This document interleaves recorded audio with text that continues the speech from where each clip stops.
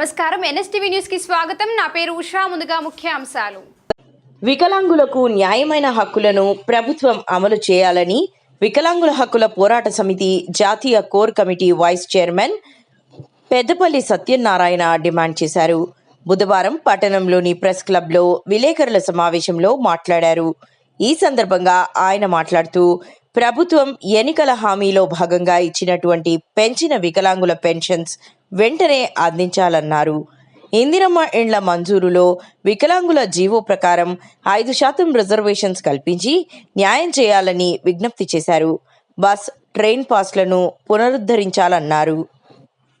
అధికారం రాకముందు ఇంకొక మాట, ఇవాళ ఎన్నికల మేనిఫెస్టోలో ఆసరా పెన్షన్లు వేస్తామని చెప్పేసి మాట ఇచ్చి వృద్ధులు, వితంతువులు, ఒంటరి మహిళల పెన్షన్లు 2000 నుంచి 4000 రూపాయలు చేస్తామని చెప్పేసి, వికలాంగుల పెన్షన్ 4000 నుంచి 6000 రూపాయలు చేస్తామని చెప్పేసి ఎన్నికల్లో హామీ ఇచ్చి ఇవాళ అధికారంలోకి వచ్చింది.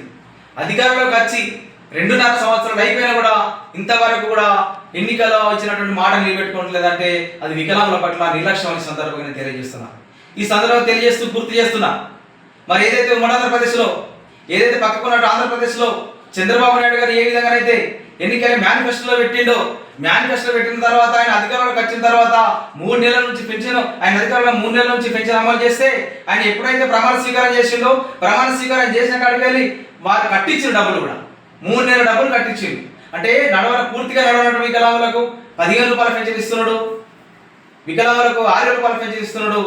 మరి ఇక్కడ ఎందుకు తెలంగాణ గవర్నమెంట్లో తెలంగాణ ప్రభుత్వం మా పట్ల నిర్లక్ష్యం చేస్తుందని సందర్భంగా తెలియజేస్తున్నాం.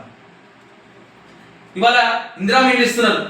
ఇందిరా మిల్లులో మా జీవనం ఉంది కదా, 2006 చట్టం ప్రకారం 5% రిజర్వేషన్ వికలాంగులకు కల్పించాలని, ఇక్కడ కూడా దాన్ని అమలు చేస్తలేదు.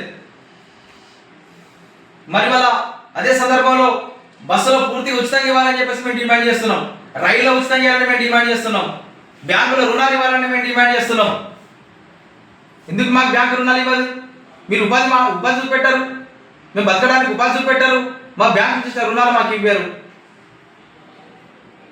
మరి వికలాంగ సమాజం ఎట్లా బతుకుతుంది? ఈ బాధ్యత ఎవరు తీసుకోవాలి? ఓట్లు వేయడానికంటే ముందు మా ఇళ్ళకి వచ్చి, నడనటువంటి వికలాంగుల ఇళ్ళకి వచ్చి ఎత్తుకొని పోయి ఓట్లు వేయించుకుంటారు కదా. మరి ఓట్లు వేయించుకున్న తర్వాత అధికారులు ఖచ్చితంగా ఎందుకు నిర్లక్ష్యం చేస్తున్నారు? వాళ్ళ ప్రభుత్వం, అధికారం ఉన్నది కాంగ్రెస్ ప్రభుత్వం, మరి ప్రతిపక్షంలో టీఆర్ఎస్ ఉన్నది, ప్రతిపక్షంలో బీజేపీ ఉన్నది, ప్రతిపక్షంలో కమ్యూనిస్ట్ పార్టీలు ఉన్నాయి. ఎందుకు మా పట్ల ఎందుకు ఒక్క స్టేట్మెంట్ ఇచ్చి మాట్లాడతలేరు? అడగాల్సిందే కదా వాళ్ళు. మిగతా ఎన్నో సమస్యల మీద, ప్రభుత్వాల మీద మాట్లాడతారు కదా, స్టేట్మెంట్లు ఇస్తారు కదా. ఇలా వికలాంగ సమాజం కనబడుతున్నది పార్టీలో, కానీ సందర్భాన్ని గుర్తు చేస్తున్నాం.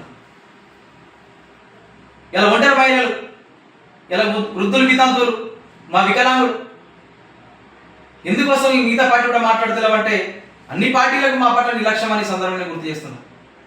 మరి ఇప్పటికైనా ప్రభుత్వం ఏదైతే హామీ ఇచ్చిందో ఎన్నికల మేనిఫెస్టోలో మేము అడగలే కదా, మాకు పింఛన్ వేతనం మేము అడగలే, అధికారం కోసం మీరే ఎన్నికల మేనిఫెస్టో పెట్టారు కదా.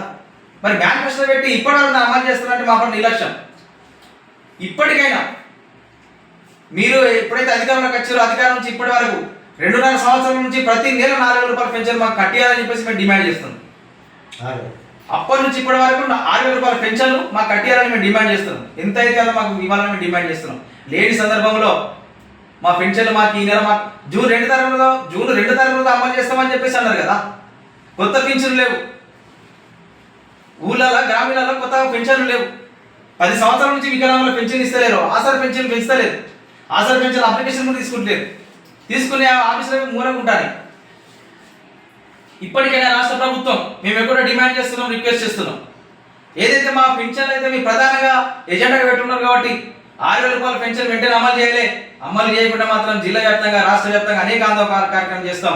ఏం జరిగినా కూడా పూర్తి బాధ్యత ఈ రాష్ట్ర ప్రభుత్వాన్ని అని చెప్పేసి ఈ సందర్భంగా తెలియజేస్తూ నాకు ఈ అవకాశం కల్పించిన పెద్దలందరికీ పేరు